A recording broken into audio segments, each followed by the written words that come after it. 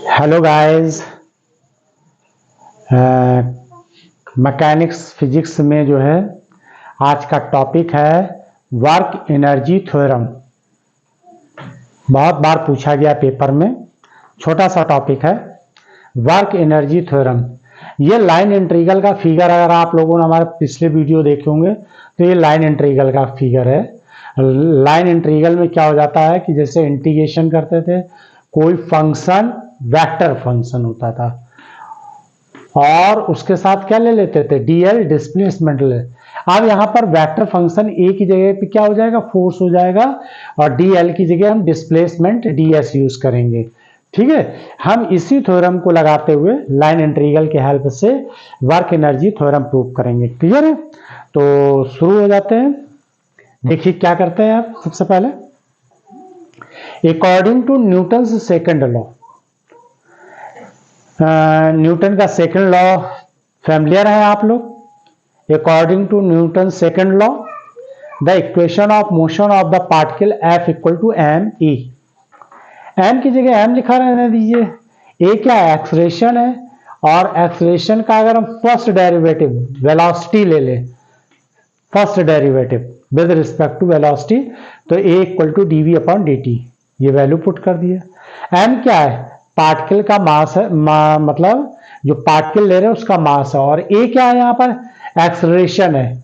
ठीक है ना, किसका, पार्टिकल का, जो पार्टिकल मूव कर रहा है उसका इस पाथ से ए से बी पाथ पे जा रहा है ये। ठीक है ना, और ये पॉइंट पी पर हम पहले स्मॉल जो है वर्क डन निकाल लेते हैं स्मॉल एलिमेंट का, फिर इसके बाद हम पूरे का निकाल लेंगे।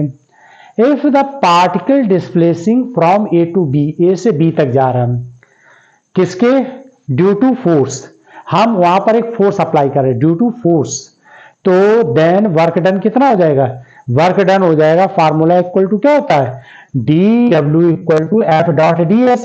देखिए हमें तो इस पूरे पाथ के लिए निकालना है, तो इस पूरे पाथ के लिए क्या करेंगे, यहां पर हम लिख देंगे डी, आप लिख दीजिए पूरा पाथ कितना यूज कर रहे हैं, डब्ल्यू, और पाथ का नाम क्या है, ए बी।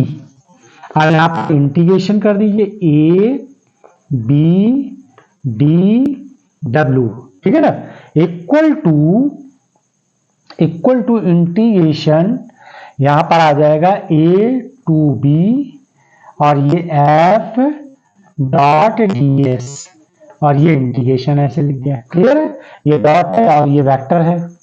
एफ क्या है, वेक्टर क्वांटिटी है। क्लियर है। अब एफ की वैल्यू ये वाली देखिए, एफ की वैल्यू क्या दी है, ये वैल्यू उठा के आप यहां पुट कर दीजिए। एफ की वैल्यू उठा के इस जगह हम पुट कर देते हैं। क्लियर है, तो इस जगह पुट करेंगे तो क्या रिजल्ट निकल कर आ जाएगा, W A B equal to, ये तो इसका ये इंटीग्रेशन की फॉर्म में, आप इसको ले लीजिए ए बी, और ये हो जाएगा एफ की वैल्यू क्या पुट करेंगे, M D we upon D T dot D S, ये डी एस हो जाएगा, है ना, वेक्टर फॉर्म में, और वेलोसिटी भी वेक्टर फॉर्म में हो जाएगा। क्लियर है। अब देखिए इसके आगे क्या करते हैं, इसमें अगले स्टेप में क्या करेंगे, यहां पर डी और डी टी का ऊपर नीचे दोनों जगह मल्टीप्लाई कर देंगे, डी टी का यहां भी और यहां पर भी मल्टीप्लाई कर दिया। तो अगले स्टेप पे क्या हो जाएगा, नेक्स्ट स्टेप होगा integration A to B M, ये एम लिख दिया, ये D B upon vector quantity है डी टी एस है, यहाँ डॉट है, डॉट लिखा, D S upon D T equal to क्या होता है, D S upon D T equal to velocity होती है, यहाँ वेलोसिटी लिख दीजिए और ये डी टी लिख दिया। क्लियर है यहाँ तक, बात समझ में आई कि नहीं आई। तो यहाँ पर ये ऐसे D S by D T equal to क्या हो जाएगा, वी वेलोसिटी के होता है। आप देखिए इसको हम ऐसे लिख लें, integration A to B M, ये यहां पर आप ऐसे लिख दीजिए V dot D V D T, और ये डी टी। अब ये डी टी और ये डी टी कैंसिल हो गया। क्लियर। अब इस जगह पे लिखिए integration A B M V dot D V dt, ये तो dt कैंसिल हो गया। अब क्या निकल कर आ जाएगा, integration a b m v dot dv। अब इसका अगर हम इंटीग्रेशन करें तो ये निकल कर आएगा फाइनली, इसका अगर हम निकालें m v डॉट v और अपॉन 2, और ये ऐसे b a लिख देंगे, ठीक है ना। ये इसका इंटीग्रेशन और डिफरेंशिएट से ये वैल्यू निकल कर आए। अब इसको अगर हम ऐसे सॉल्व करेंगे तो ये आ जाएगा m, देखो v dot v, a dot a equal to क्या होता है, a स्क्वायर होता है, जैसे कि i डॉट i बराबर क्या होता है 1, तो a डॉट a। अब ये हो जाएगा m v स्क्वायर अपॉन 2, और यहां पर वेरी क्या हो रही है, वेलोसिटी चेंज होती है, initial velocity final velocity.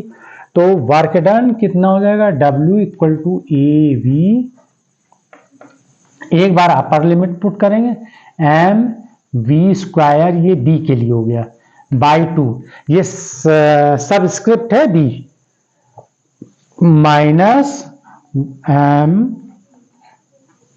v square a by 2। अब ये काइनेटिक एनर्जी का फार्मूला हो जाएगा, और काइनेटिक एनर्जी क्या हो जाएगी, फाइनल स्टेप की निकल कर आ जाएगी।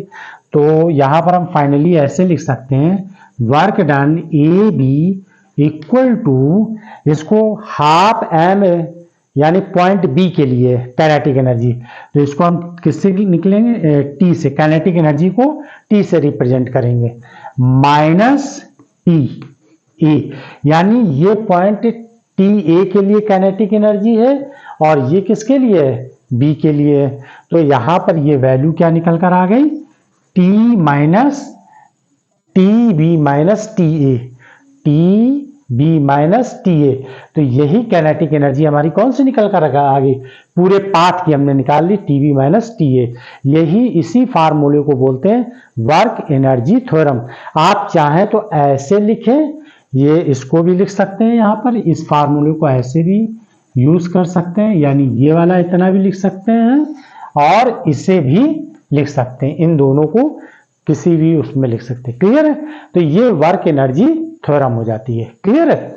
अब देखिए आगे का स्टेप क्या है इसमें, यहाँ पर ये जो इक्वेशन निकल कर आई है, डब्ल्यू ए बी यानी work done A B T B minus T A, last में फाइनल पॉइंट आप कैसे लिखेंगे, where T B is kinetic energy of the particle at point B, kinetic energy ये बी पॉइंट की होगी। फिर इसी तरीके से similar T A kinetic energy at point ए।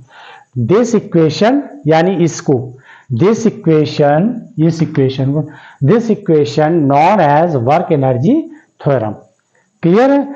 और इसका अलजेब्रिक सम भी अगर हम निकालें काइनेटिक एनर्जी, तो T A plus T B plus जितने भी टर्म में आप लेंगे सबका जो है आप अलजेब्रिक सम भी कर, अलजेब्रिक सम का मतलब होता है माइनस प्लस दोनों ही साइन का यूज करके आप टोटल वर्क डन निकाल सकते हैं।